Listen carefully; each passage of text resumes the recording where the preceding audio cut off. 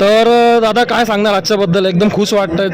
तर आजच्या मेळाव्याबद्दल तुमचं काय प्रतिक्रिया आहे? सगळ्यात पहिले सांगतो, आज पहिल्यांदा आज 2.5 वर्ष झाली गद्दारांनी शिवसेना फोडली, त्याही वेळ डोळ्यात पाणी आलं नाही. कारण आम्हाला माहिती आहे, आम्हाला विश्वास आहे की आम्ही आमची शिवसेना पुन्हा घेऊ. आम्ही यांच्या नरडीचा घोट घेण्यासाठी सक्षम आहोत. पण आज ज्या वेळेस ते दृश्य पाहिलं, उद्धव साहेब आणि राजसाहेब एकत्र उभे आहेत पहिल्यांदा, म्हणजे मला माहीत नाही शेवटचं डोळ्यात पाणी कधी आलं असेल, पण आज पहिल्यांदा डोळ्यात पाणी आलं. हे आमचं हळवं मन सुद्धा आहे. आम्ही शिवसैनिक जरूर आहोत, आम्ही कठोर काळजाचे आहोत, आम्ही दगडाच्या काळजाचे आहोत. आम्हाला एक दिलं तर आम्ही 2 देतो तिथे. पण आज आमचं हळवं हृदय. आज मी सांगतो, आज जर माझ्या बाबतीत घडू शकतं तर आतमध्ये बसलेला तो हजारो शिवसैनिक, महाराष्ट्र सैनिक असेल, हजारोंच्या डोळ्यात पाणी नक्की आलं असेल. आज एक क्षण पाहिला, आमचे बाळासाहेब असायला हवे होते. आज मगाशी राजसाहेबांचं एक वाक्य ऐकलं, बाळासाहेब तुम्हाला सुद्धा जे जमलं नाही ते एका अनाजी पंताने करून दाखवलं. पण बाळासाहेब आज हा क्षण पाहिला, तुम्ही हवा होतात. आज जर तुम्ही असतात तर आज ह्या महाराष्ट्राची आज सांगतो, आज या महाराष्ट्रामध्ये राजकारण बदललं असतं. इतकं तुफान वातावरण तयार झालंय. एक चूक अनाजी पंताचं सगळं संपवून गेलेले. एक चूक.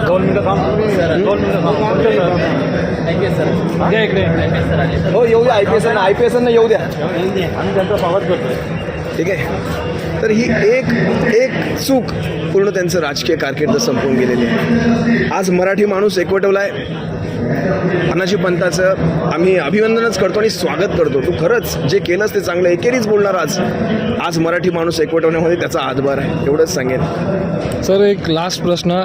एकनाथ शिंदेंनी काल जय गुजरात असं बोललं अमित शहांसमोर, ते ऐकून काय वाटलं? बघा, एकनाथ शिंदेनी जय गुजरात म्हणावं काय म्हणावं, आमचा काही गुजरातला विरोध नाही, आमचा काही इतर राज्यांना विरोध नाही. जय गुजरात करावं, पण महाराष्ट्रामध्ये आपल्या मराठीचा मान हा पहिला असला पाहिजे.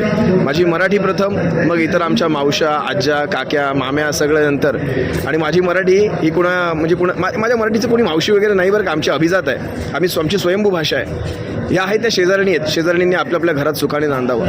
एकनाथ शिंदेनी जय गुजरात करावं, जय हरियाणा करावं, जय तामिळनाडू करावं, जय अमित शहा करावं, जय मोदी करावं, पाय चाटावे, बूट धरावे. आम्हाला काही त्याच्याशी प्रॉब्लेम नाही. तुम्ही तुमचं राजकारण तुमच्या पद्धतीने करा. पण हा मराठी माणूस तुम्हाला इथून पुढे धडा शिकवल्याशिवाय राहणार नाही. यांचं राजकारण नाही यांच्या घरात बसवलं, या दाढीवाल्यांचं राजकारण नाही यांच्या घरात बसवलं.